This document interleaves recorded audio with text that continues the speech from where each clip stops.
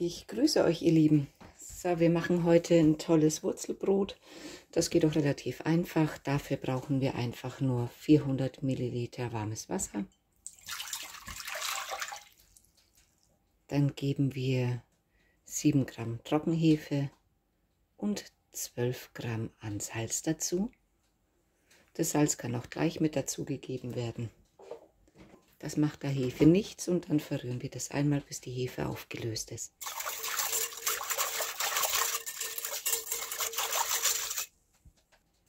Dann nehmen wir 350 Gramm Weizenmehl.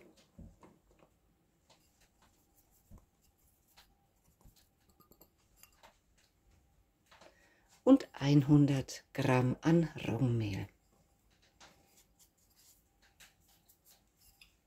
Dann wird das Ganze einfach nur verrührt. Der Teig ist relativ flüssig, das muss auch so sein. Der wird jetzt ein paar Minuten einfach nur aufgeschlagen und verrührt, damit das Ganze etwas griffiger wird. Der wird ähnlich aufgeschlagen wie ein Spätzleteig. Und wenn der Teig sich dann schön verbunden hat, kann er eigentlich auch abgedeckt werden und für ungefähr 3 Stunden an einen warmen Ort vor sich hin gären. Das braucht er schon deswegen, weil Roggenmehl mit drinnen ist.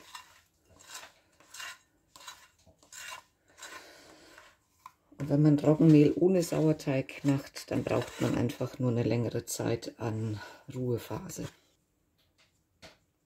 So, das war's hier.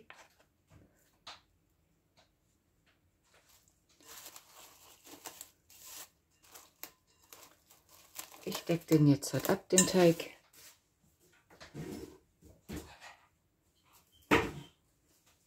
Dann kommt ein Tuch drüber und dann kriegt er seine 3 Stunden Ruhezeit. Die Ruhezeit ist bei unserem Fall schön am Ofen, da ist es nämlich am wärmsten. So, der Teig war jetzt insgesamt für 3 Stunden hat der geruht und ihr könnt sehen, wie sagenhaft der aufgegangen ist. So, und damit ist er eigentlich schon fertig für die weitere Verarbeitung. Wir nehmen jetzt einfach eine großzügige Prise Mehl, geben die auf ein Backblech. So. Dann nehmen wir vorsichtig den Teig, ohne ihn großartig zu stören oder aus der Struktur zu nehmen, geben den mit Hilfe eines Teigschabers aus der Schüssel auf das bemehlte Backblech.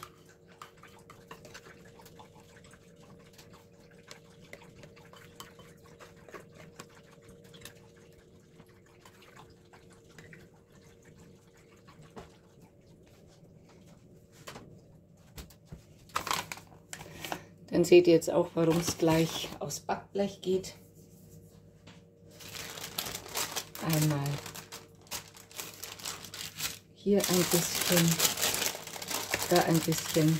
Wenn der Teig noch zu sehr klebt bzw. etwas mehr Mehl braucht, einfach noch einmal lösen.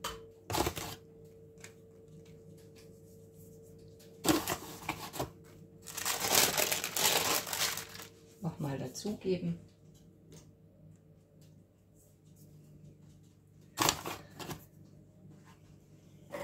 Jetzt kommt das einzigst Knifflige an dem Teig. Komplett bemehlen und dann dreht ihr den Teig einigermaßen vorsichtig, um nicht zu viel kaputt zu machen bzw. die Hefe zu stören.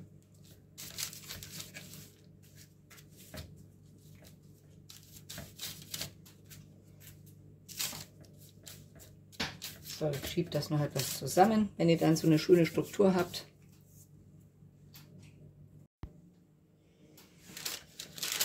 Dann machen wir hier einfach das Mehl dazu. Ich gebe jetzt noch in ein separates kleines Backblech etwa 250 Milliliter Wasser. Packt das schon mal in den Backofen.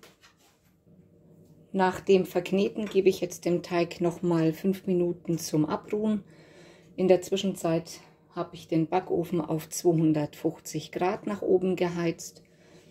Ja, danach kann er dann auch in den Backofen hinein.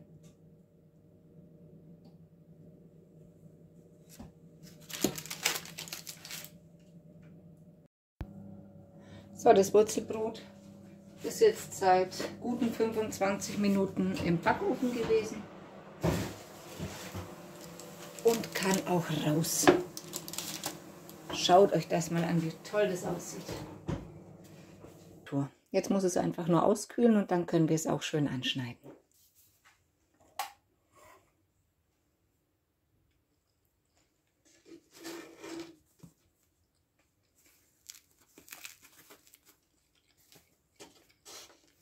Und es sieht nicht nur toll aus, es schmeckt auch toll.